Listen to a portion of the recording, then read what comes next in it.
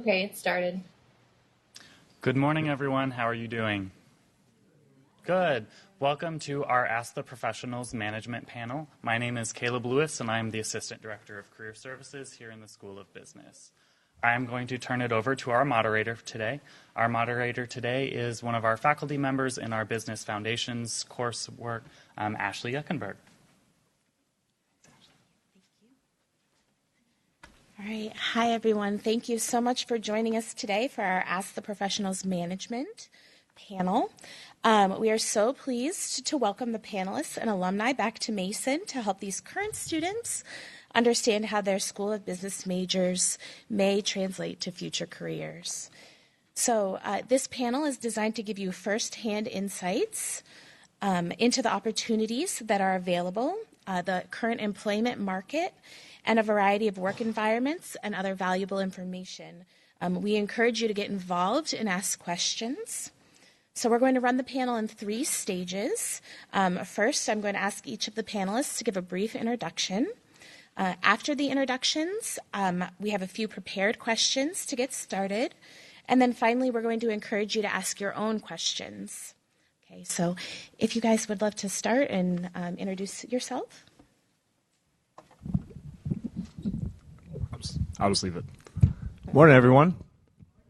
Coach Sean Casto, owner of Action Fitness Transformation Center here in Fairfax, where we help people not only change their health, mind, and bodies, but also learn to believe in themselves and what they're truly capable of. And I just wanted to thank, George Mason for having all of us out. I'm really excited to be here speaking with you, helping you, look at what comes next in your life and your career. And, what's really helped me the most in my business, and, I was maybe 8 years ago, sitting in this, I don't even remember what year it is now, 7, 8 years ago, sitting exactly where you're sitting in a room, not quite as nice as this one. Hopefully my tuition, went into investing in this, so it's really nice. And I didn't really know where I wanted to go. So what I hope that you walk away with today is not only some strategies and, tactics around what comes next for you, but really think about why you want to do what you want to do. Because I know a lot of people and, that have had success in different areas, have made a lot of money, have made career choices.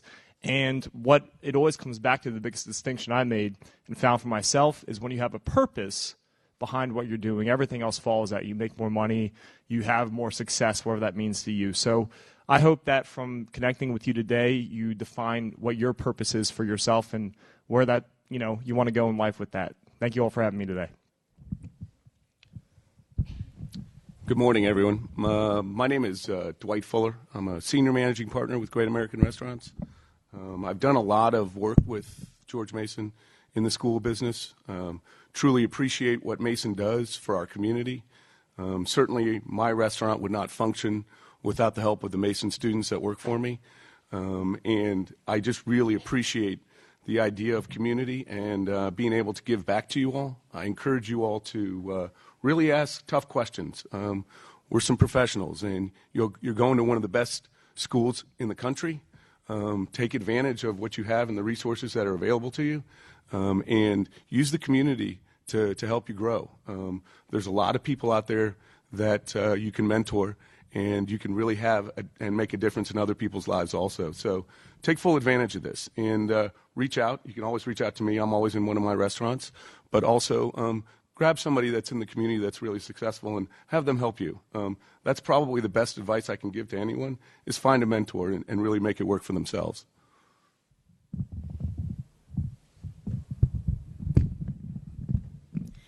Hello, I'm Gabriela Santamaria. I am with Career Path Plan. I studied at Mason here in 2004. I graduated in a degree with management and a minor in IT.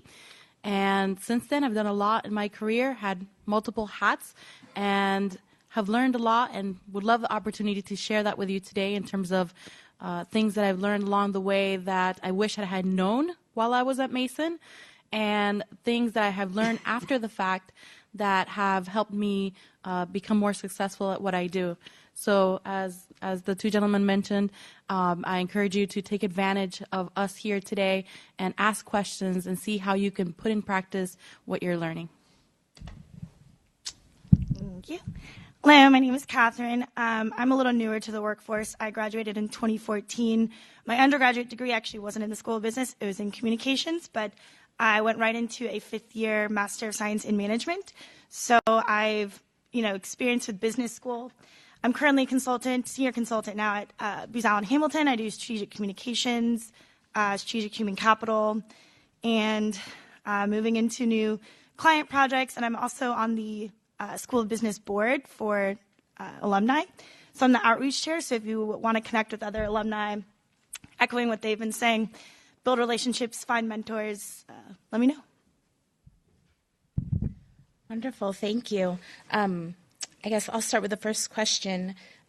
What skills are important to develop to be successful in business, particularly management?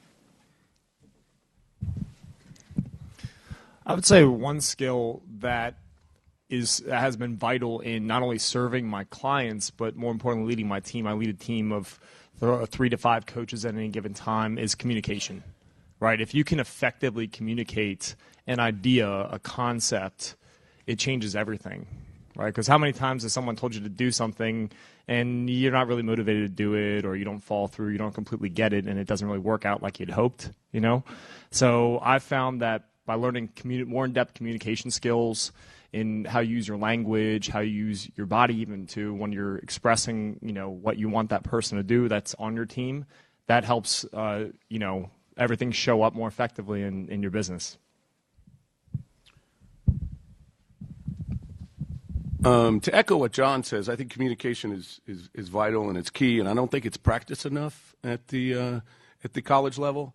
I think the way it's been going as of late, we're not communicating enough directly with each other. I think just the idea of practicing when you go on an interview, practicing how to get yourself ready for a job. Are you going to do the research on the organization?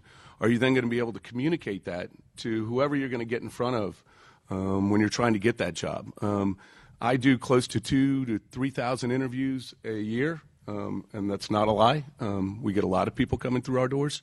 And one of the things that is always missed is just the idea of being able to hold a conversation with somebody, look them in the eye, shake their hand with a firm grip, and be able to look like you have some confidence and understand what you want out of a job or a position. It's vital that you really get yourself into that mode. As you're going out into the workforce, you're going to be going up against a lot of people that have a lot of degrees. College nowadays is something that a lot of people have invested a ton of money in, and now go invest a little bit of time in yourself and trying to get yourself ready for that first interview or ready for that job that you're actually going to take on. I think that's the biggest thing that I see missing in the workforce right now, is just the idea of being able to stand up in front of somebody and speak and articulate in a way that is beneficial to what you want. In addition to what Dwight mentioned, I think that something that will help you is the ability to build relationships. And that will help you now, and it will help you in the future. So, for example, if you have the ability to talk to somebody, to find out about them, to find out what is important to them, what things are challenges for them, then you're able to solve problems, you're able to find opportunities, and you're able to take advantage of those opportunities. A lot of times, while you're in college, something that's a good practice is build a relationship with professionals and start talking to them. If you're taking a marketing class, talk to them about what you're learning. If you're taking an economics class and you're studying supply and demand, find out how supply and demand affects their business. If you are able to engage what you're learning with the relationships that you have, once you get out, not only will you have a foundation to work with and people to work with, you'll also have some experience. So you'll be able to speak with confidence because it's not the first time you're getting out there to build business relationships. You've already been doing it. So take advantage of any networking events that Mason or the School of Management offers. I know, for example, tomorrow there's going to be a Women in Business. Take advantage of that. Go out there, meet some business people. That also will open doors for you to be able to get internships as well as land a job after you graduate. Thank you. So just to piggyback off that really quick, in terms of networking, you never know how far like one conversation goes with somebody. So I just want to urge you again, and I know we like, beat you over the head with it, with network. But like one small conversation could be your first job, or 10 years from now could be your first job. So really, I mean, it's being served on a platter you to go meet these people that are well connected. Mason has alumni all over Washington, D.C. area. So this is like tap into the network for sure. Obviously, besides, you know, the typical organization, time management, critical thinking skills, there's 3 that I wanted to highlight. You guys all mentioned communication skills, which is important, but I think what's even more important to that is the listening. I can't tell you how many times I'm talking to a client and I just have to stop and say, okay, what I hear you saying is this. This is what I think you're trying to get at, and it's really listening, just like stopping and really listening and making sure that you're hearing the same thing that people are telling you, because problems with communication are probably like 99% of the issues that happen with, you know, project teams, deliverables, everything. So really, really, really good listening skills. And then also seeking feedback. So asking people, like I said, like, is this what you meant by this? And how am I doing on this? That continual feedback loop is really how you're going to get the highest quality work product, and people are going to appreciate you seeking their input throughout the process. So kind of that iterative, you know, asking them how you're doing and, you know, if we're on the right track. And then also trying to think strategically. So kind of taking a look through a big picture lens. It's really easy to do kind of like tactical, kind of transactionary things, but you want to think kind of longer term. If you can kind of take a strategic lens about what's this going to impact months from now, what is this going to set the stage for later on, rather than just doing the immediate thing. And so I think taking that kind of long-term approach to things and just keeping it in the back of your mind is a really important skill. Great. As a business communications professor, I really appreciate hearing that. I promise I didn't bribe them to say that. So our next question kind of looks at the types of jobs that typical students who graduate with a degree in management pursue, or what your career path has kind of looked like. So I started out, let me ask that. Could Sure. you rephrase that question a little bit differently? No, just what kinds of jobs do students who graduate with a degree in management typically pursue, or what has your career path looked like? Yeah, so I guess the best way for me to answer this question, I never actually stepped directly into a management position. I built one for myself over time. And what I recommend for everyone sitting in this room, who here wants to go straight into management? Anyone? Okay, we got one. That's fantastic. 2, 3. Okay, look at the skill sets that not only complement you as an individual, but also where you see yourself, you know, growing into. Because management, it is a lot of ideas and concepts and you know, structure around what management entails, but really management is best learned by managing. If you work on your communication skills, like, you know, we all mentioned, and developing yourself as an individual, as you know, as a professional, where you have the values that a leader instills, showing up on time, leading by example, working hard, all those things, then the management will develop itself. So as far as that's the best way I'd have to answer the management idea. Where I actually came into was I threw myself into having to do it all: management, marketing, sales, still training clients. I was actually in parking lots around Fairfax County training boot camps, and I generated those clients myself. And as I grew, I moved into retail space and hired a team from there. So I went the hard way. I don't recommend that always, but I hope that gives you some perspective and ideas around. So thank you. So in the restaurant business, the primary point people are our servers and our bartenders and our hosts. So I started off as a server.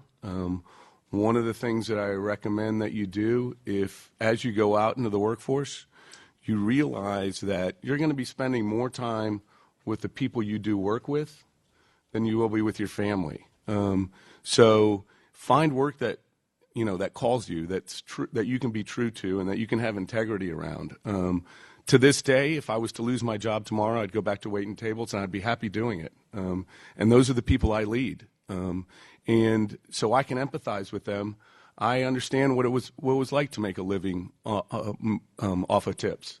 I understand what it's like to be young and have to pay for, a car and insurance, an apartment, and I can empathize with them, and I can build my management skills to cater to them. I'm there for my staff. They are not there for me. And to find a job, a career path, a industry that really you can get your arms around and really have a lot of fun with. I love getting up in the morning and getting ready to go to work. That's something that you're going to have to do every day. You might as well find something that you love doing. And remember, you're building a work history now. When I started off in the business, I picked the #1 restaurant in the Northern Virginia area to work at. Was I qualified? No. Did I make it happen? Yeah. As a result of that, I ended up with Great American Restaurants. So really think about that. Your first job is the beginning of your work history, and everyone's going to look at that. And if you pick the right company, the right organization, it's going to really help you move forward. So I really think that that's a big piece of it. Find something you really love to do.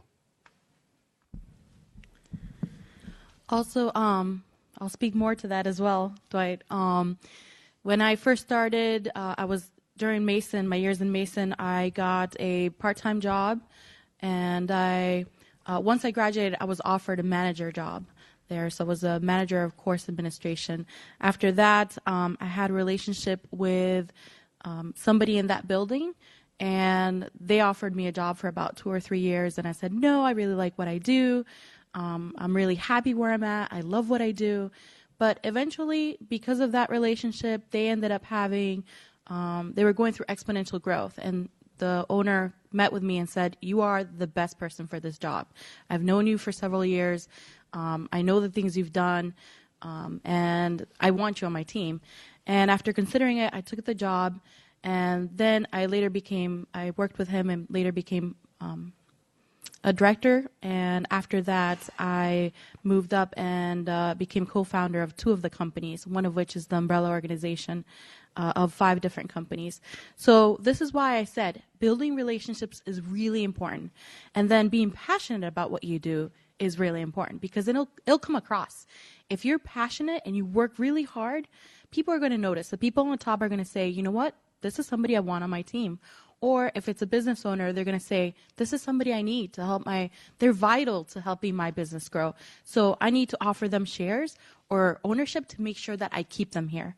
And if you build those relationships and you work hard, your path is going to get a lot easier. You're not going against the currents. So that's why, it makes a huge difference having those relationships and being willing and able to start from the bottom and working your way up and saying, you know what, it's okay. I don't have to once I get out of college, I don't have to have a director job or a manager job. I'm going to work my way. I'm going to work really hard. I'm going to make sure that the people on top notice what I'm doing, and I'm going to make my boss look good, and they'll take you anywhere they go if you make them look good.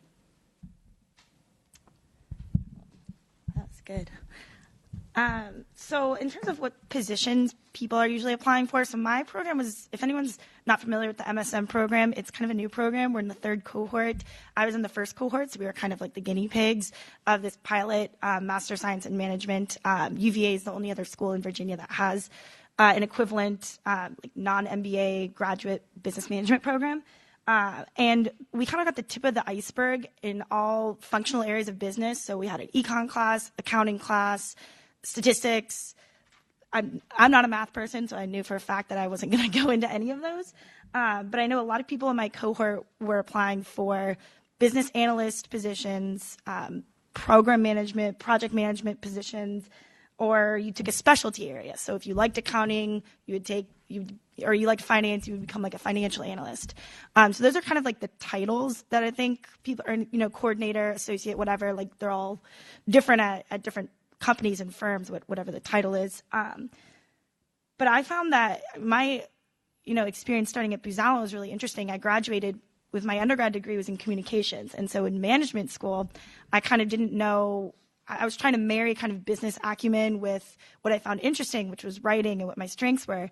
So the marketing class and the organizational development class I found really interesting. And now I'm doing strategic communications and human capital, which is like the same exact thing. So I kind of started at Booz Allen as an intern doing just project analyst work. And I didn't even know that within government consulting, there was a whole field of strategic communications. It's just, that's your specialty. So you can go into consulting or go into whatever field you want, and obviously you'll become a manager or director with time. But you kind of have to find your area of expertise. At least that's what happened with me. I was like, I'm just going to be a project analyst forever. It's defense. Are there, strategic communication consultants? And there's people, basic management consulting, one of the huge pillars is change management, which is a function of human capital and strategic communication. So you never know what kind of things you learn once you actually get into the workforce. So I think if you have something that you're passionate about, for me, I knew I wanted to do communications, but I didn't know if it was viable in the realm that I was going to be entering. But it was. So now I'm very fortunate in the position that I'm in. So, yeah. Great, thank you. What courses, opportunities, or experiences should students pursue to succeed or stand out in the industry? Like extras. With regards to the path you're on already, I'd say some of the most practical stuff came from even like the accounting and finance stuff, because that gives you, as a business owner, if you go that route, starting your own business, make sure you get those courses in and actually really invest into the understanding what's going on. Extracurricular activities or extended courses, I'd say anything that gets you outside of your comfort zone and forces you to grow as a person. If you go the route that I did, you're going to need to get very uncomfortable at a young age very often. All right, you're going to have to meet people that you may not be the most confident approaching or reaching out to and learning from, and that's where some of the biggest growth has come from me personally as an individual, but also as a business leader, as a coach, as a personal trainer, just getting uncomfortable and seeing where that shows up in your life as a leader and everything you do. I'll go back to what I said earlier. I think it's really important that if you are going to manage, that you understand the people that you're managing. So go out and find a very entry-level job in the field that you want to pursue and work hard and invest the time and the energy into standing out as just being somebody that you can be counted on. I think that in most businesses, we are always looking for great people that want to work hard. You all have the foundation already by having a great education at George Mason. Now you got to single yourself out, and I think the easiest way to do that is to find a job, hopefully in the field that you want to pursue, be it as entry level as it can be, and pick a great company and do whatever you can to get in there, and then just work hard and be an example for others.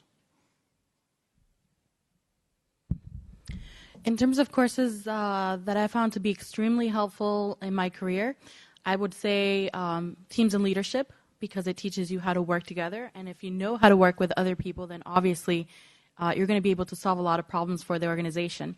As well as, interestingly enough, statistics. That's really helped me be able to have an analytical way of looking at things and being able to use to forecast information. So while other people perhaps are not looking at it as objectively, being able to see what the probability is of something happening or calculating what the probability will be if we do X, Y, and Z.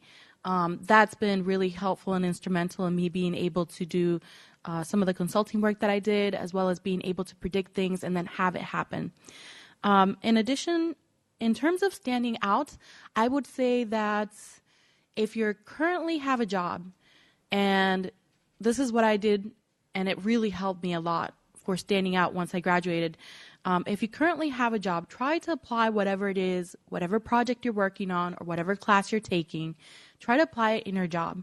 So for example, if you're doing marketing and you're studying about market research, talk to your professor and see if they'll let you apply what you're doing to your job, and then talk to the management team and say, hey, look, I'm taking this class on market research. Do you mind if I do it apply it to this organization, because that's going to give you a lot of experience that you can come out and it'll make you stand out, that you can feature when you get out of school and say, well, I did this market research and these were the findings and this is how the company used it. They'll most likely use it afterwards because they already have the information. If you're in communications, then look for opportunities to go and be active in the organizations that you're in and do some speaking engagements. That will set you apart because you have not only the knowledge but also some experience to go with that knowledge. And then in terms of extracurricular, one thing that I found really helpful, which I thought was a little out of the ordinary, I never thought that was going to become helpful, but if you want to do anything with management, strategic thinking is very important. And if it can be automatic, where almost to the point where it's muscle memory, you don't even have to think about it. You're always thinking about, how can I do this better, faster, more efficient? If you think that way all the time, then you're going to see solutions everywhere you go. And if you take advantage of it and do something with it, then you're going to become very valuable to whoever you work for. So why is chess important?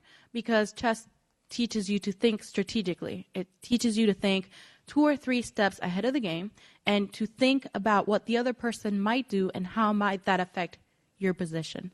So as a manager, you definitely want to understand the people that you work for and be able to adjust based on their needs.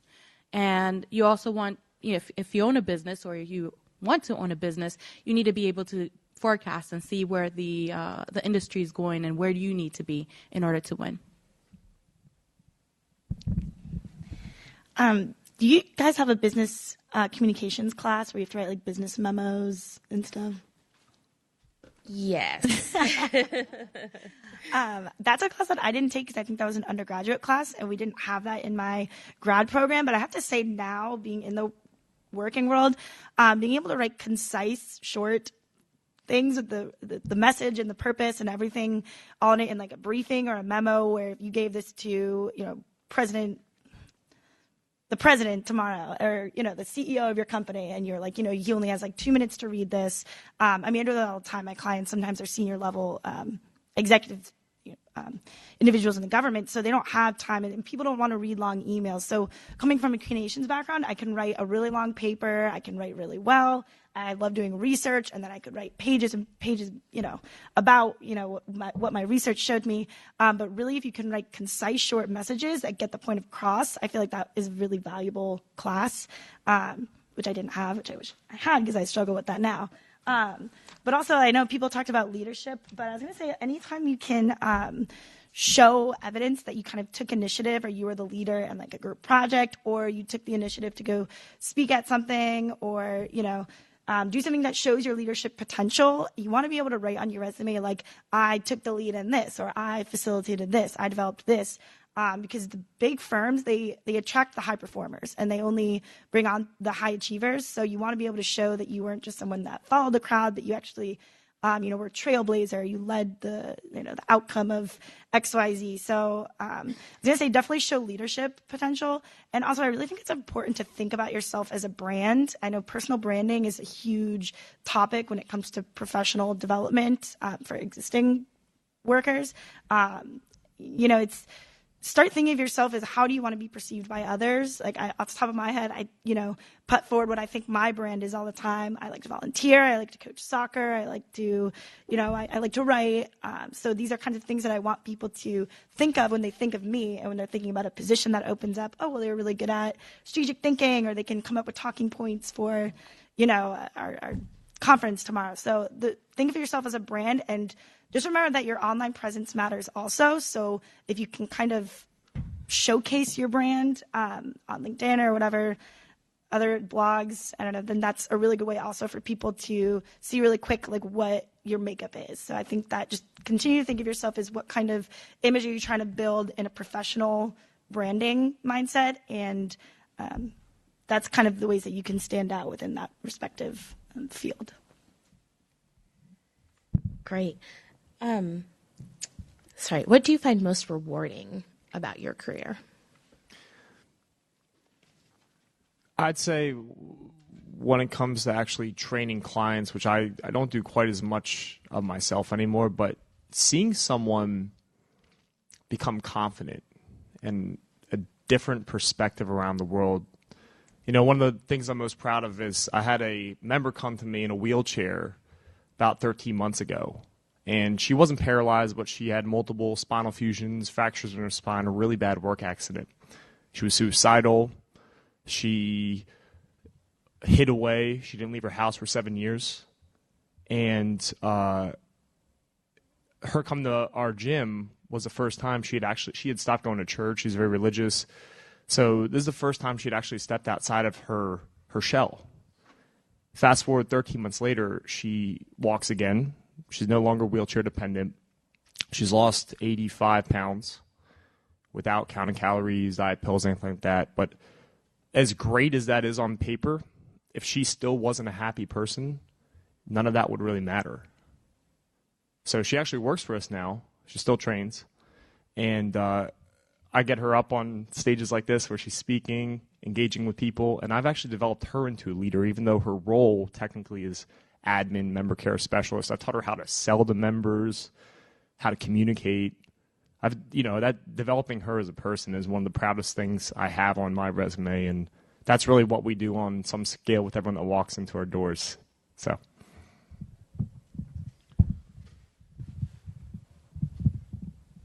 Probably the thing that I find most enjoyable about being in a management role is really being able to grow people. And, that's probably the biggest undertaking you're going to have to go after when you're a manager, is to have other people follow you and have other people become leaders in front of you.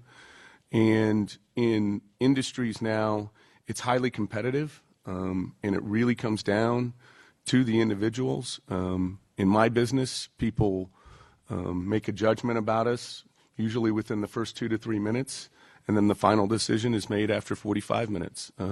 We don't have very much time to capture and to create loyal guests, and the individuals are the ones that are making that happen. So getting up every morning and being able to lead them and having them find value in our work is something I'm very proud of. I'm really proud of Great American Restaurants, their name, their integrity, what you get when you walk in the door, and what we do to help grow this great community we're in. It's a wonderful thing to be able to provide jobs to people. So those are things that I really cherish about it. It's a fun business. Gosh, the hospitality business is just like, it's a blast. We have so much fun every day. I very rarely get to sit down for this long at all in my day. And I love that. Been doing it for a long time. Wouldn't want to do anything else. But it's really about the people that I get to spend my time with. In terms of most rewarding, it's definitely not money. If you're in it for the money, then you're not always going to be happy. This is why passion is very important for what you do. I would say that making a difference, a meaningful difference, is the most rewarding aspect of my job. I've worked not only helping people grow, but also helping businesses grow.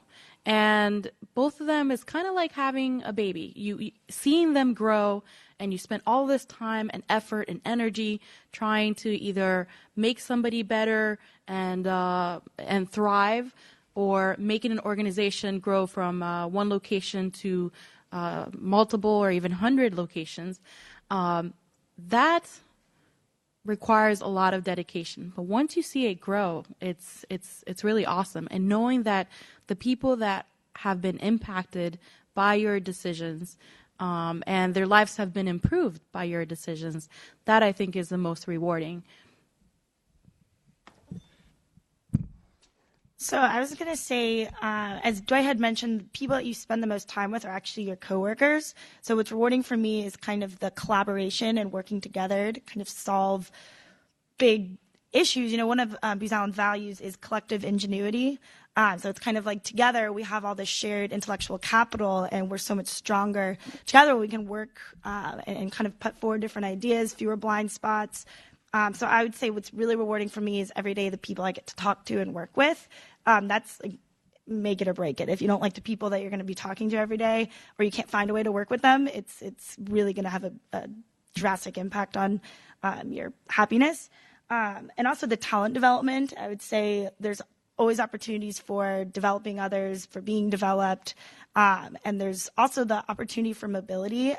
In consulting anyways, you can kind of move from project to project, get exposed to kind of this buffet of different client environments and problems and solutions and the way teams work.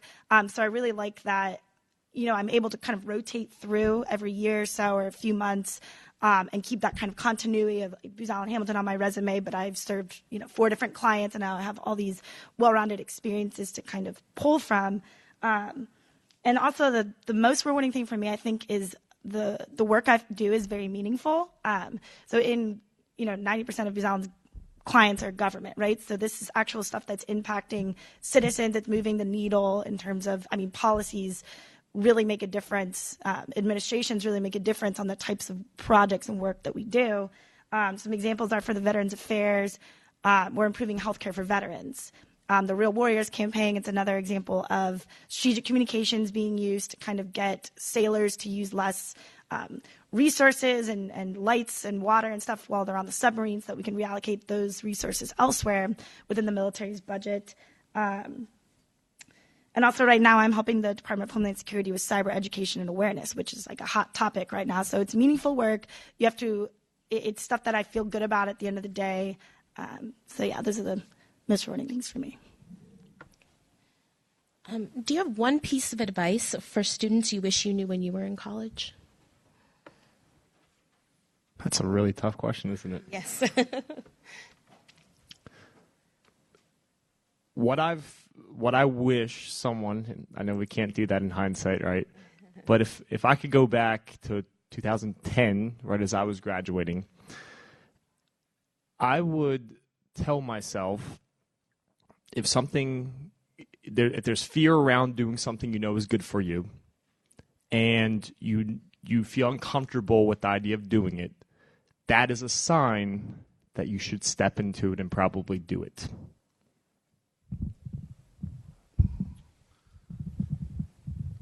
I think it's a really hard question. I think the best piece of advice I never got was to not waste my time in the beginning of my career trying to figure out what I want, to really go with what my gut said and what I was really passionate about.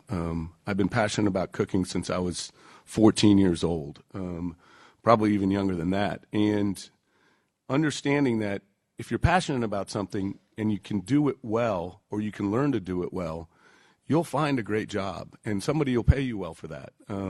But I spent, a good 5 to 6 years running around trying to figure out my career path when it was sitting right there in front of me, because it was something I loved.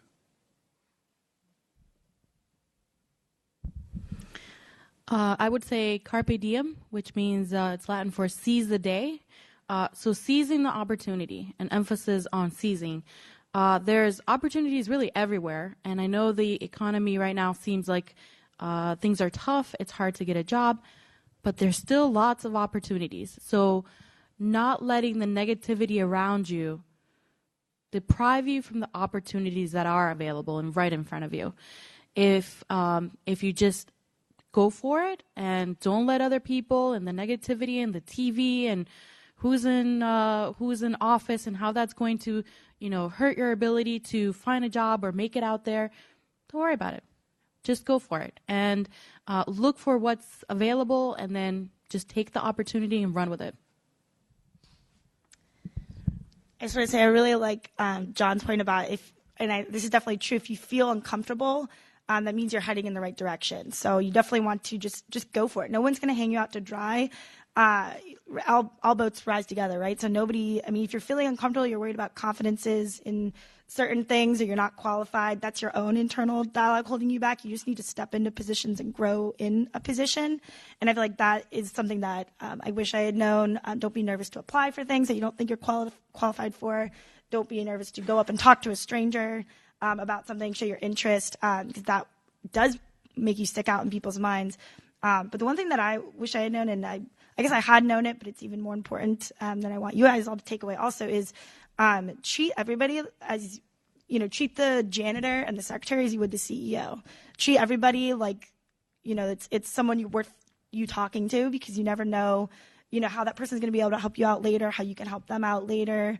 And like we said, just build relationships. And you should treat everybody like you're trying to build a relationship, and people will remember you, and you want to make a good impression. So any work experience that you have, you want to leave that on really good terms, internships, everything. Treat them like you really value them, because you should really value them. Yeah. All right. How about we open up to student questions? So for communication, obviously working in a restaurant, there's a lot of communication going on with the restaurant as well. Do you have any strategies or any type of activity you do as far as building communication? So one of the things I have to do every morning is prepare myself to talk to my staff. I talk to my staff. I give what are called 2 shift meetings every day. I think practicing is probably the hardest thing for us to have the discipline to do, but to actually talk things through in a mirror to one of your friends, to a coworker, really start to get the practice of communicating down and understand that no matter what you're saying at any given point in time, it can be meaningful to someone. And for you to use your communication skills as a benefit to you, not as something that people would look at as a negative. There's so much out there now that's being spewed that's negative, and this does not help anyone. Really come from the standpoint of you can do it, get confidence, but then practice with somebody. Ask them, how does that land on you? How does that sound? What do you think about this idea? To really look for people to help you in the whole communications realm. And, being a student at such a great university, I'm sure there's tons of people you could practice on. And you can always grab a friend. If they're true friends, they'll give you some really good and honest feedback about that.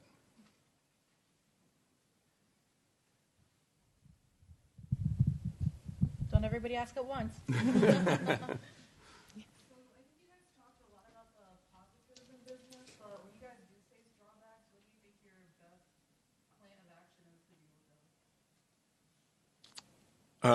I would say, don't be afraid of the no, and don't be afraid to keep going back. I get told no all the time by my bosses, by my guests, by my staff, and some of those are really good ideas. They're just not ready. They're not the time. But be very aware of what people are really trying to tell you.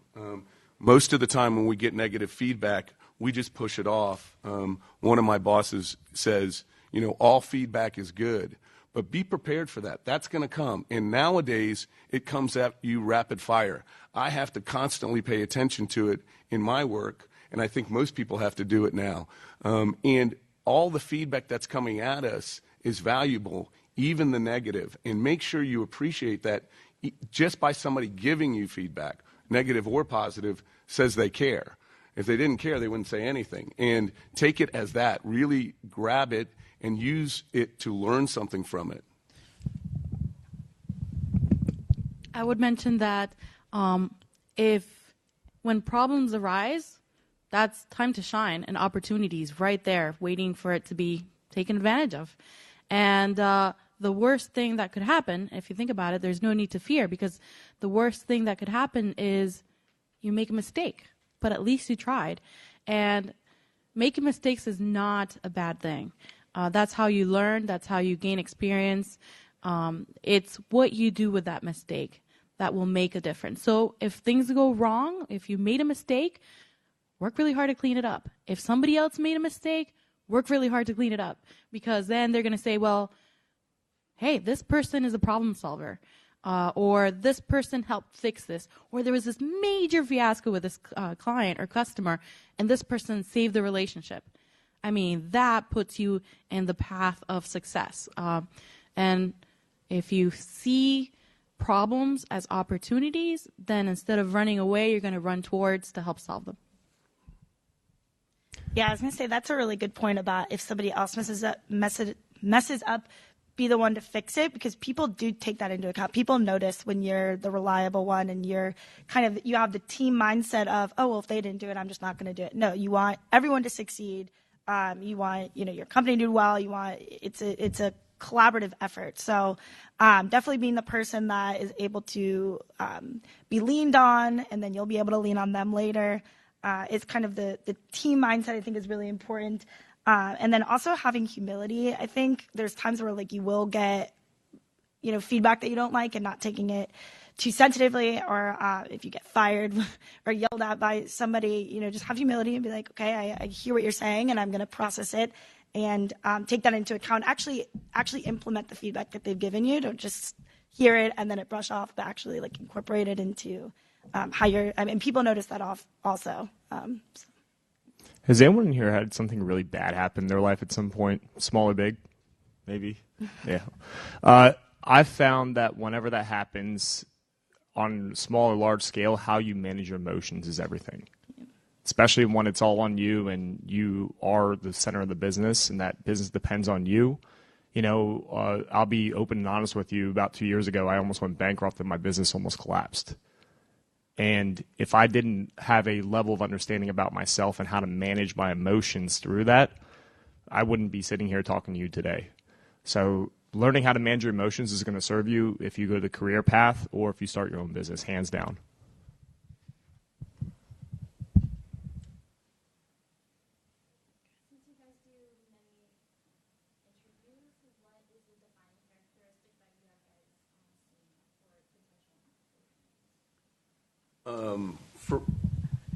For me, at least, it's confidence. You get sized up pretty quickly when you're in an interview situation.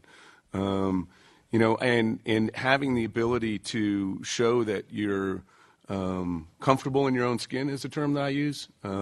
Somebody who can articulate themselves as to what they want and what they need, and also what they can provide to the business, but really showing up with confidence. And I think all of us know what that looks like, and we also know what it doesn't look like. And going after it in a way that is, it's going to benefit you so much in life, as to be able to stand up straight and to be able to look somebody in the eye and to be able to talk to somebody in a way that's, that's magnetic, that has people drawn to you. I think that's the biggest thing that I look for in my interviewing, and integrity, making sure that you speak with integrity. Also, I would say character. The character of the person is more important. So how, for example, integrity is something that in our organization we look for. It's the core of our business. So integrity is doing what is right when no one is looking. So we try to see who you really are in terms of character, because skill sets, we can teach you. How to treat a customer, we can teach you. But if you don't have integrity, if you're not a trustworthy person, then it's not going to work out. So for us, I would say you are the biggest thing we're looking for. So how are you going to brand yourself and package yourself and express yourself to convey those things? And so if you've had a little bit of experience during your college years of implementing different or demonstrated different aspects of your character that you can highlight, that's going to make a difference. And if you don't highlight it, we'll still ask. But if you can speak to those and have solid examples of how you've demonstrated your character, then we'll most likely give a job to that person versus somebody with perhaps a little more experience, but who doesn't really have those basic core principles within them. I'd like to build off both of what Dwight and Gabriella said, is that it comes down to the type of person that you show up as. And also, as you come in, let's say you have less experience, if you come in asking questions about the money, how much compensation is like surface level first thing, that immediately turns me off as an employer, right? And the skills they're important. Basic education is important, but I'll teach someone. I've helped a client lose weight, taught them the training system, helped them get certified, and they were one of the best trainers I've ever had. She actually has her own gym now, right? And she wouldn't, if she didn't believe in it and have the passion behind it, she wouldn't have been as successful as she is.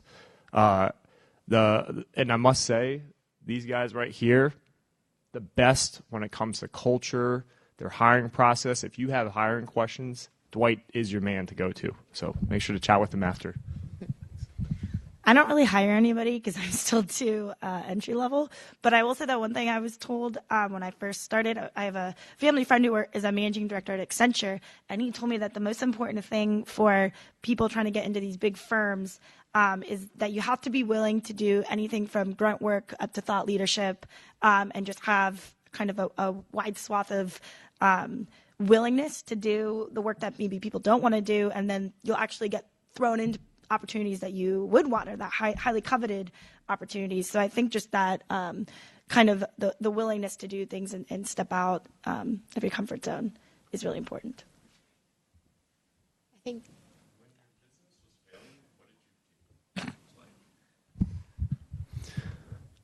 Took an honest look at myself and why I was failing, and it was my focus.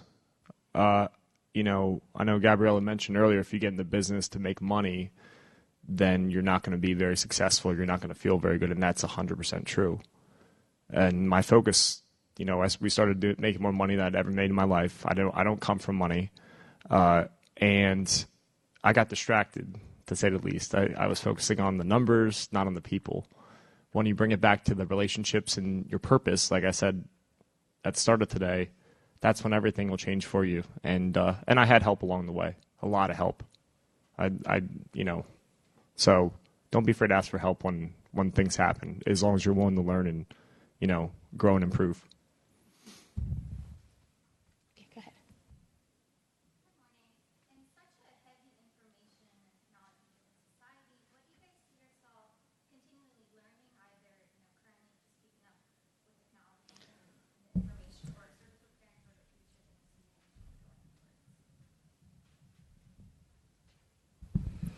I have a minor in IT, so I'm a little biased on that. I would say technology. I'm always looking for, like I said, ways of doing it better, faster, more efficient. And so I'm always looking at what's out there in forms of technology and how I can integrate that technology to either automate what I'm currently doing or integrate it. So, for example, I was at a client site a couple of months ago, and I noticed that I went out on site and I said, hey, you know, I can build you a mobile app for that. And what you're doing in 3 weeks, you can get done in 10 minutes. And he was like, no, it's not going to work. You know, and I said, you know what, let me do this. I'll do that mobile app for you, and we'll go out there and we'll see which one's better. And obviously, they did end up taking the mobile app. Also, I was working with one of our challenges that we had was when people order, and I said, you know what, we can automate the way things are being ordered right now.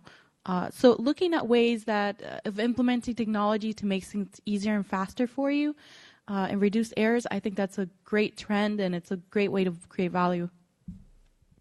I want to answer this in a few ways. So with emerging technologies and, you know, all the opportunities online, first and foremost, emerging industries, digital marketing and online advertising. If anyone in here knows who Gary Vaynerchuk is, everything he says you should listen to. You should follow him, right?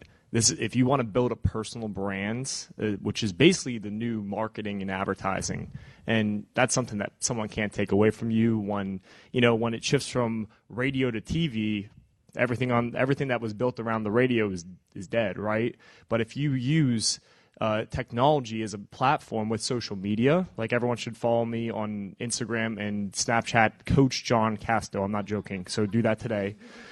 But I'm fully embracing it as an opportunity. There's things we can do in our services, right? But really, I found naturally it's not my talent to be data analytics guy. That's something I would hire someone else for.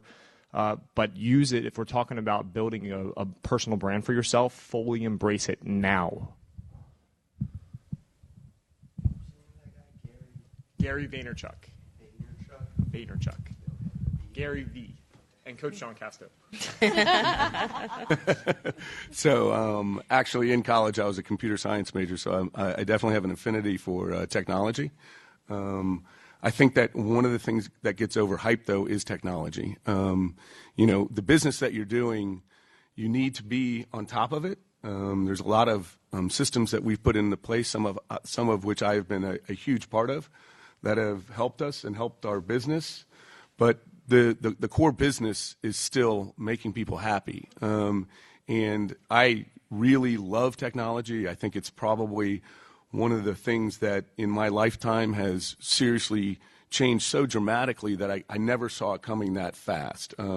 Even though I was one of the first guys on the internet out of my group, I knew about Bluetooth 6 years before it was ever implemented by any company. This is a restaurant guy you're talking to. I primarily stay ahead of technology now just so that my staff doesn't laugh at me. But it truly is something that you have to stay on top of if you want to be competitive in your marketplace. It has come into every single business, and it's here to stay. So as any type of business person, you got to keep yourself up to date. And that's part of your job, is to be up to date. And even if it's something that doesn't get implemented in your organization for years, at least you're on top of it. Yeah, I went to this event the other day, a firm-sponsored event, where we were talking about the imperative of the rate that technology is emerging. Companies aren't able to keep up with it, like at the enterprise level, because all these technologies are being developed for the consumer, and then companies and enterprises are just lagging behind. So it's really interesting and kind of relevant to this topic. But I just want to say, like, there really is no such thing as job security. Like, you are your own job security at the end of the day. So like everyone said, staying up to date and having kind of like those hard technical skills with an actual tool or software on your resume. And this is outside of PowerPoint and Word, which everybody knows how to use. And even things that are dying out, like Access and Adobe, I think aren't even really used that much. Those are things that because I wanted them listed on my resume in college. But now there's all kinds of marketing automation tools and kind of InDesign, all kinds of softwares that you can say, oh, I already have experience with this. That's one less thing that this company has to train you on. You come in kind of with the tech mindset. We're like millennials, so people already think we're tech savvy. But you should always be looking at how you can stay on top of these kinds of trends of technology, and also credentials. Like I said, you are your own job security. So every year you should be looking at, well, this is more in the workforce, but you should be looking at what kind of certifications and continuing learning you can do. Like I said, just to keep beefing up your resume, so you're kind of you're always ahead of the game. So. Yeah, one thing I do want to add is that you should really be careful of your digital footprint. Anybody can find it. And as I said earlier, you're building your own resume as you speak. Anything you put online, anything you say in a chat, it can be found out. So if you don't want it found out, don't do it online for sure. We, as most organizations now do, we look at all this stuff. And it's something that to be painfully aware of. It's a great tool, and it's great, and it's had a lot of impact on our society, but make sure it's representing who you really want to be to an employer, to anybody. To me, I hope that people get that message. That's all I can say. It's a big deal. Also, to expand on that, in marketing, you learn that packaging is very important. So in terms of social media, that can be considered your packaging, so what you see. And LinkedIn is very important. So a lot of the employers and a lot of times place where you go to find out information about that person, experience, recommendations is on LinkedIn. So definitely take advantage of that. Right now, if you have a professor or if you worked on projects that have had success, make sure you go and ask for a recommendation. Make sure you add and expand your network so that you have that you show that you have lots of relationships, lots of contacts, that you've been out there and you have good social communication as well as not only interpersonal communication skills, and that you dress the part. So on your LinkedIn picture, make sure that if you want to be a manager, you dress like a manager. If you want to be a communications or marketing person, dress like a marketing person. So make sure that you're dressing the part and that your packaging shows what you want it to be. All right, thank you so much. Unfortunately, we've run out of time, but I highly encourage you, if you have more questions, to definitely come up and say hi and network a little bit. So I want to just say thank you so much to our panelists. You were wonderful, and we really appreciate you being here. Thank you. And there are refreshments, and please come up and network.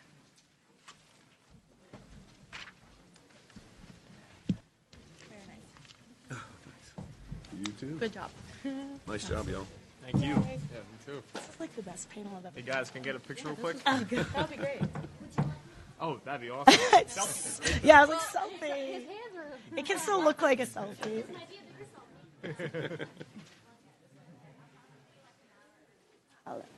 Wait, I want one. I want one too now. Your selfie down there. Wait, can you? Hey, of course. Okay, perfect. I'll tag you too. Don't worry. Sounds good. Hi. Hi, nice to meet you, Francesca. Hello, Sure. John. Nice to meet you. Good for you. Yeah. Yeah, definitely. Oh, good.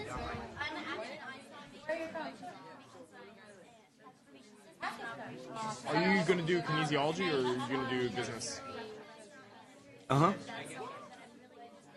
The best recommendation, I only take on kinesiology interns right now through Mason. What I'd recommend is you get a job at a gym. That's what I did.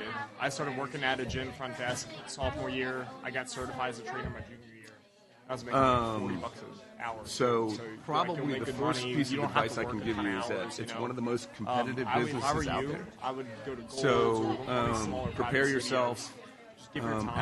adequately enough to be able to That's what I'd recommend. make sure the I don't have financial a budget commitment right is now there. for unpaid interns, most, though, so I you wouldn't know, be able- I can help you though. 90% of the restaurants fail within the first 5 years. Give me my card. Restaurants their margins are extremely thin, and that's what people don't really understand. Give me a call. I make email, whatever you have. So. I tell my staff all the time, if they break one plate, You can send it to me. one of our plates, Yeah, cool. no, Thank you. I have to sell $200 worth of food to make up for that. Because that's how much the plates cost, and that's how little money we make. But to really understand that the margins in the restaurant industry are very thin. It's a fun vocation. I mean, I love it. The hardest part about it is the people. Getting really great people to work for you and having people that will do anything for you is probably the hardest. I would try and steer anybody that was really willing to listen clear of it, just because it is so competitive. Yeah, but it's fun. I mean, it's really fun. Do you like it? Do you really enjoy it? Oh, good. Study for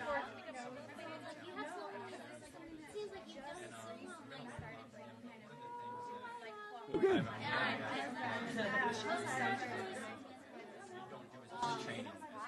I never. She broke her?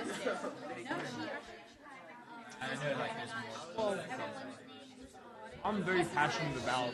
I do consulting for gym owners too. We're still recovering from almost folding 2 years ago. But I could teach someone. Sure. I can coach people on how to start a gym, how to grow that gym around themselves. I've been there, done that. My focus has been on. So, definitely reach out to me. I give you my card. Okay. Definitely reach out to me. Sure. Thing is, Sure. I'm finding a different type. That's I what help someone up here. Help them. I like. So, I worked for a number Can I of. give you one piece of advice? I worked for Work on your personal brand with that. 2 big restaurant companies and 1 small independent restaurant. And then I started to work for Great American, and because I was so committed and I did so well, they allowed me to become an equity partner.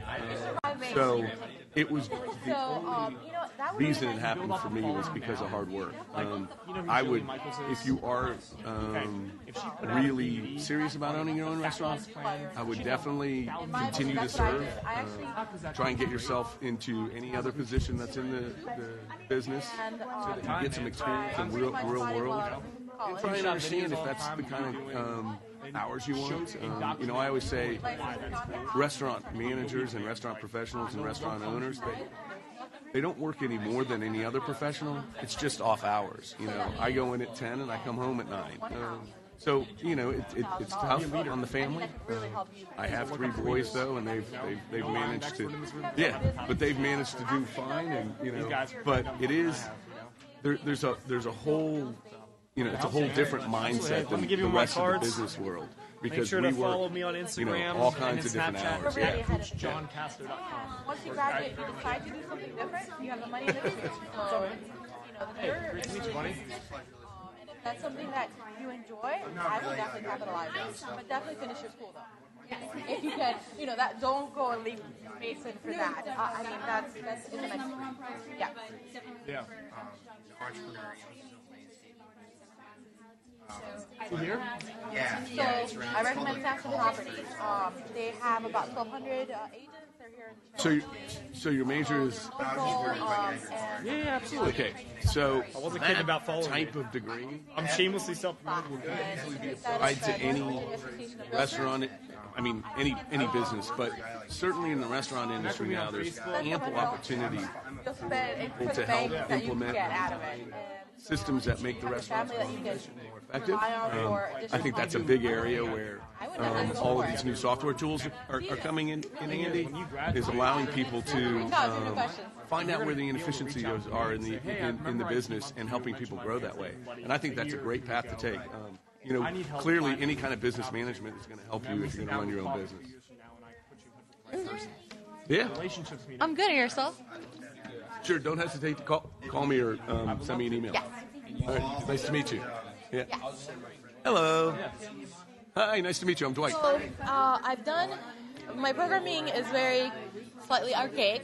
So I don't actually do the coding. So I'll use platforms, which makes it really, really good. Then I have done some of customization. Yeah, who do you work for? Management systems. Are you familiar with those? I can help.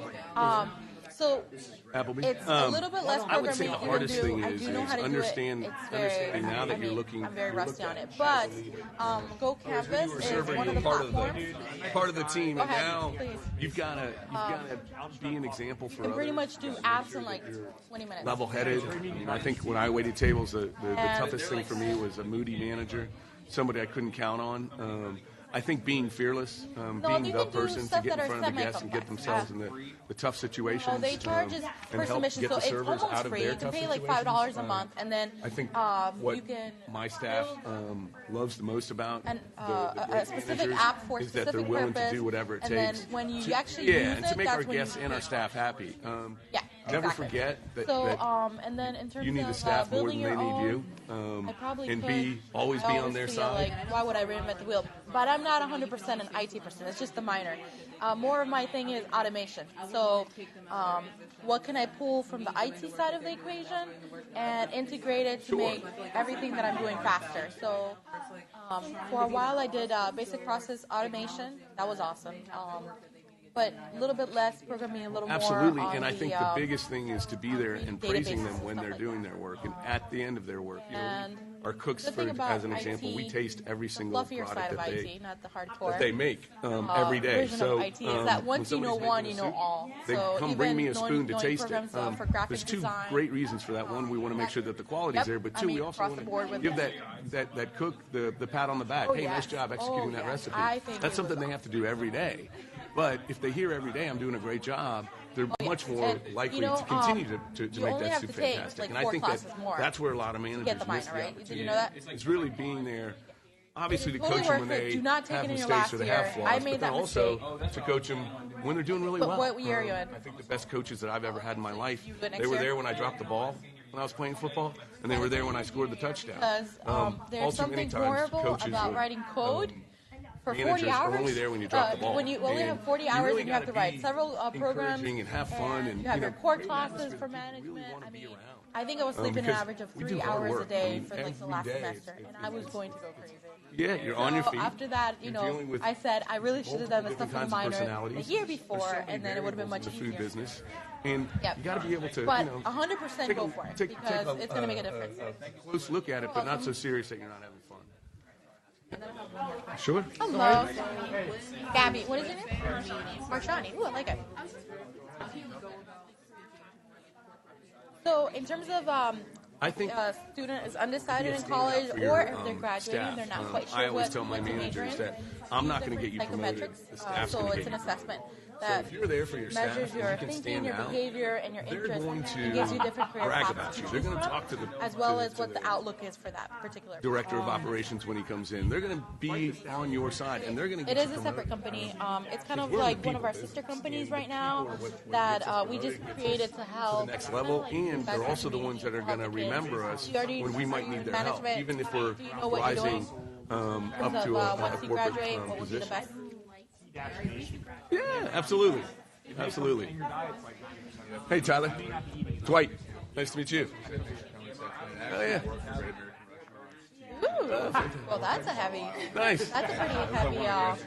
That's high demand, so that's pretty good. Got it. But we do have an assessment. Thank you. Let me have your information. No problem. And, I was there for 9 years on and off. I give you my Yeah. card. Yeah. And eating there already. And then There's a couple. Just make one small change. my card. standard of how they want customers and their employees. Yep. And then once they're there, help them with land internships, and once they graduate, help them land jobs. It's kind of like a whole type of career planning for students. The Thank career you. It's a services tough I know business. does What do you a plan lot, on doing? and it's an amazing, that you can use. Get with me on If you need a Facebook, little Snapchat, and Instagram. Okay. Okay. Hi, man. So you can reach out to me or have your contact information, and if you have any Well, questions, you can let me know. But Fan deal always yeah, needs you're in a really good area. the sports betting business is getting very well. So the analytics behind that are crazy. Yeah, I'm taking a management class. Oh, okay. My little sister was thinking there too, but this is actually better. It is.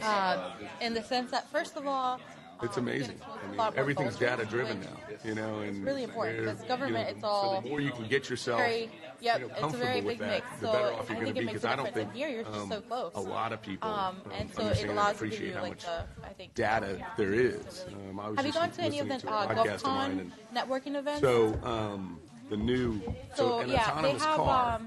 they have networking events. I think So once or you're- twice every when you're quarter. carrying your smartphone, data's and it's constantly Mason being sponsors it. collected, It's $15. whether or not you like it or not. We All haven't government figured out that. contracting. So So the the new agencies are, autonomous that work in cars, those agencies one that car are, will be collecting as alumni much or data as students, 3,000 They people. all meet, and it's So you really think good about how because, many cars are it going to gives be you the out there, opportunity to meet people and who think about the actually data that it's doing going to that be kind of job and collecting, continue and to it is expand. mind-blowing I to think think it's of always what they're going to do with it. And that's just cars. Yay. Forget about the drones and everything else. So Yay. in any Pleasure. business, Have a good one. especially where there's going to be human conditioning involved, I think the data analytics are going to become huge, and most people aren't even going to know it hit them, I think. Yeah, I agree. I think it's something that it's under the radar for the moment, and it will eventually come out and be like, wow, where did this come from? And look, we have a professor who's acknowledging that now, and he's telling us his theory. Good for him. So it's pretty awesome. Good for you. Good for him. Yeah, good for you. Yeah, that's very cool. Well, thank you guys all. Absolutely. Nice to meet you, Tyler. Hey, I wanted to ask you. I'd like to interview, if possible, at Coastal and spotlight 2 or 3 of the healthiest options people could choose That's to pretty give them more of a reason to come. There's nothing healthy in our restaurants. That's Or, not true. or a better question. Just kidding. The questions Just to kidding. ask to make the dishes the healthiest. Yeah, yeah. And we can do all that. We do that a lot now. There's a lot of people that have big dietary concerns. As a matter of fact, from the business standpoint, the thing that's changed the most that I've seen in the last 20 years is just that. People coming in with all kinds Requests and stuff. of requests and allergies and dietary issues, and it's crazy. Would you Honestly, be cool with me coming by and Just talk to me. Yeah. quick video and just showing some of the dishes and asking you questions? Mm-hmm. That'd be cool. That's really nice. Don't give away any calorie counts or anything like that. That's though. what, I don't need that. Just You don't give away any what? Calorie counts or anything like that. We'll just talk about the Aussie rolls. You'd never have an Aussie roll again if we gave that out. Gosh, these are like They're addicting. They're actually addicting. Huh? no. No. It's just like it's not happening. Nope. That's hilarious. John, nice meeting You you. as well. I'll be connecting with you. No, they've made it. They've mandated it in some states, and it's usually with restaurants that have, like, I think it's 20 or 30 more locations, but they haven't done it yet in Virginia. But any of that information is easy enough to find out online. You don't want the government to do that. And then we just have to push that money back to the guests, because it costs a lot of money to support that kind of stuff. That is true. But you can look up how many calories are in a piece of salmon just by Googling it. And that's what I tell everybody when I'm in the restaurant. I can find it out for you. I'll just Google it, but so can you. But it's that part of the business. I don't know. We're very much about giving people options if they want it. But I always worry that too much information for people in a hospitality environment isn't great. But that's just us. Nice to Really meet nice to meet you. Likewise. Thank you. When would be a good time for me to come by Coastal? I'm usually there. That it wouldn't kill you for like 5 Between 2 and 4 is usually the best time, and I'm usually there every day except for Sunday, Monday. Yeah. I sometimes have meetings on Thursdays. Meeting day. came by tomorrow at 3:30. Tomorrow's Wednesday. I don't know what my schedule looks like off the top of my head, but it'll probably work. Okay.